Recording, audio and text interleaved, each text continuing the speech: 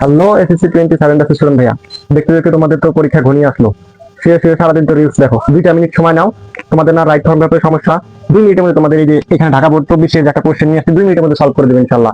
ভিডিওটি শেয়ার দিয়ে time line রেখে দাও, ইনশাল্লাহ পরীক্ষার সময় কাজে লাগবে। চলো শুরু করা যাক। দেখো এখানে কি বলছে, রাইট ফর্ম ভাব অর্থাৎ ভাবের সঠিক স্থান। এখানে বলছে the student life dash the golden period of life. দেখো ছাত্র জীবন হচ্ছে the golden period of life. ছাত্র জীবন একটা কি গোল্ডেন সোনালী একটা সময়। দেখো এটা হচ্ছে একটা চিরন্তন সত্য না, ইউনিভার্সাল ট্রুথ। চিরন্তন সত্যের ক্ষেত্রে কি হয় জানো, চিরন্তন সত্যের ক্ষেত্রে ভার্বের প্রেজেন্ট ফর্মে হবে, অর্থাৎ ভার্বকে কি প্রেজেন্ট ফর্মে রাখতে হবে। তাহলে দেখো স্টুডেন্ট লাইফ এখানে কি হবে বলতো, এখানে বি আছে না, বি ভার্ব মানে কি এম ইজ আর ওয়াজ আর, এখানে কি হবে বলতো, এখানে হবে ইজ।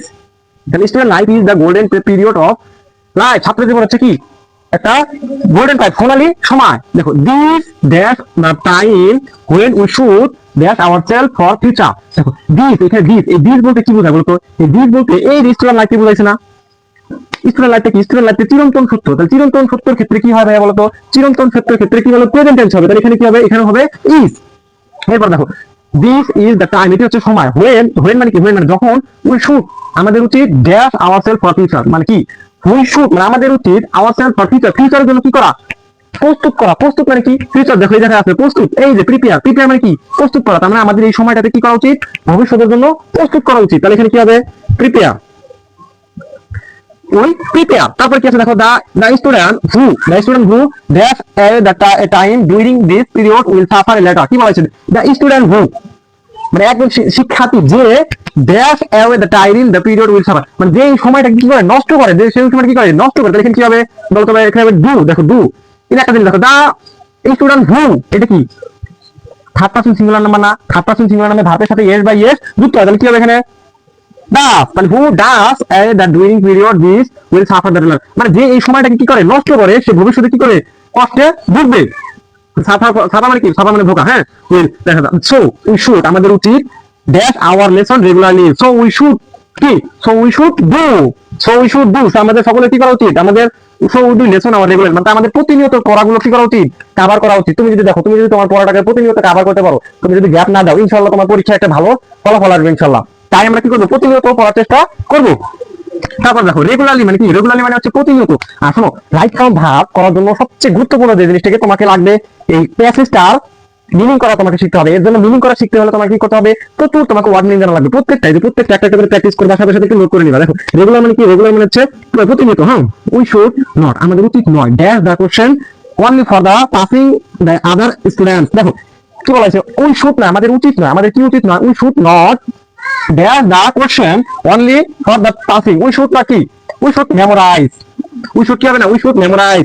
মেমোরাইজ মানে কি বলতো ভাইয়া,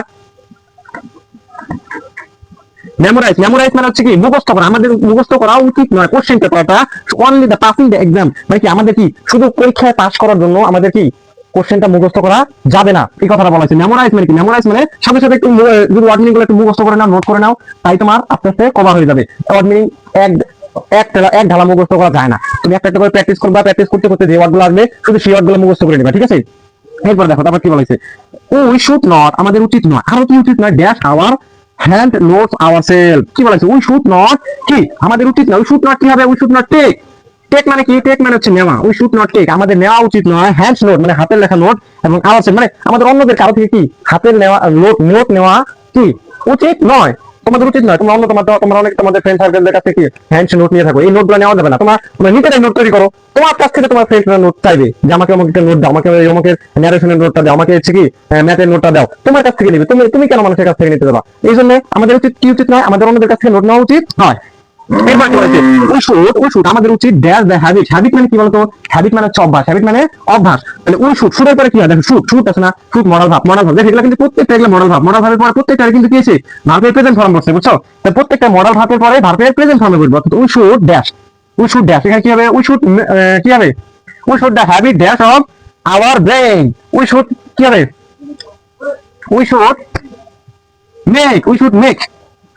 মেক মানে কি, উই শুড মেক মানে হচ্ছে তৈরি করা। We should make the habit মানে আমাদের তৈরি করা উচিত, হ্যাবিট মানে অভ্যাস, আমাদের অভ্যাস তৈরি করতে। অফ দেখো অফ, এটা অফ একটা কি প্রিপোজিশন না, অফ হচ্ছে কি প্রিপোজিশন। প্রিপোজিশনের পরে কি বসে বলতো ভাইয়া? প্রিপোজিশনের সাথে ভার্বের সাথে আইএনজি বলে, প্রিপোজিশন প্লাস জিরান, অর্থাৎ ভার্বের সাথে কি বসবে? ভার্বের সাথে আইএনজি যুক্ত হবে। তার মানে এখানে এমন একটা আমাকে ভার্ব আনতে হবে, এমন একটা ওয়ার্ড আনতে হবে যে ওয়ার্ডের সাথে আইএনজি যুক্ত করতে হবে। তাহলে কি বলেছে? উই শুড মেক, আমাদের তৈরি করা উচিত, দ্য হ্যাবিট মানে আমাদের একটা অভ্যাস তৈরি করা উচিত, অফ কি? অফ এই এক্সারসাইজ, মানে এক্সারসাইজ মানে কি? এক্সারসাইজ মানে অনুশীলন করা বা চর্চা করা। তাহলে উই শুড এক্সারসাইজ কি হবে?